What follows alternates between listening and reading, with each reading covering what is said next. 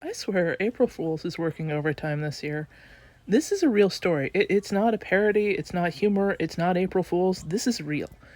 You remember right after Trump came in, I was telling the story of there had been a Republican, she was pregnant, she had given birth, and she had gone to Mike Johnson and said, what with me living the Republican values and breeding, I'm like a new mom, like fresh in on this. Things are still, in a world where work from home, could I work from home and, like elect somebody to vote for me or vote online somehow? I got this screaming kid and I don't necessarily want to interrupt their nap time to run over and push a button and run all the way back home. Can you work with me?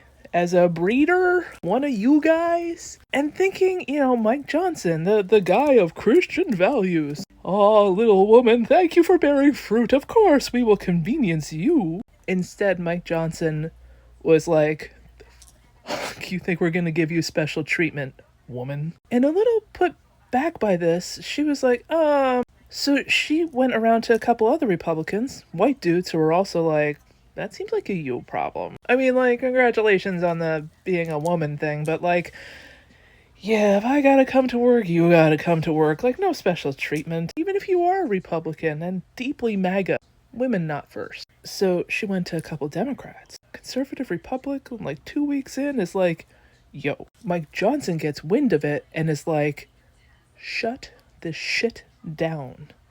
If you dare to cross the aisle, talk to the Democrats, or get any of this shit again, my frustrated Christian, I can't use Grindr because my son is watching me self will rain hell upon you. But also don't forget to inherit the earth and, make more babies because that's your job. But also this job. Christian values. And it kind of died away for a while. She was like one of the first FAFOs. Like really early on, it was like, oh, pumpkin, no. Well, another woman, had a baby and the two paired up and they were both like, this is ridiculous. You're telling me, like, okay, not for the certifying of the vote, but for like the lesser votes. You're telling me we don't have the technology.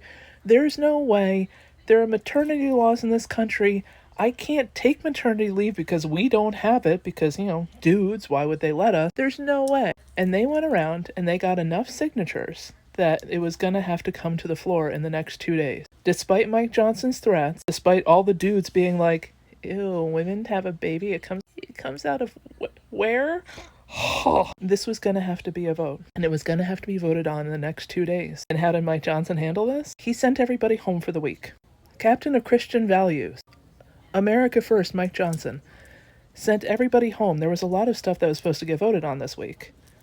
None of it will get voted on because of this, specifically this. 2 women who wanted to make sure that, the woman or the spouse could stay home and help care for a newborn and somehow find a way to vote remotely. Either, through technology or having like a duly elected person, your consigliere, whatever you got. Considering that we've seen like interns push the button for their bosses, we've seen politicians walked in and had the button described to them and told them what to push. It shouldn't be this hard, right? But MAGA Christian values, they would rather stop everybody from doing everything for a week, so they would have to go through and get all these signatures all again, than to simply give women the right to stay home for a few weeks and work remotely, keep working, not taking time off, not asking for anything extraordinary, but not have to constantly run back and forth to Capitol Hill to push a damn button. I wish this was April Fool's.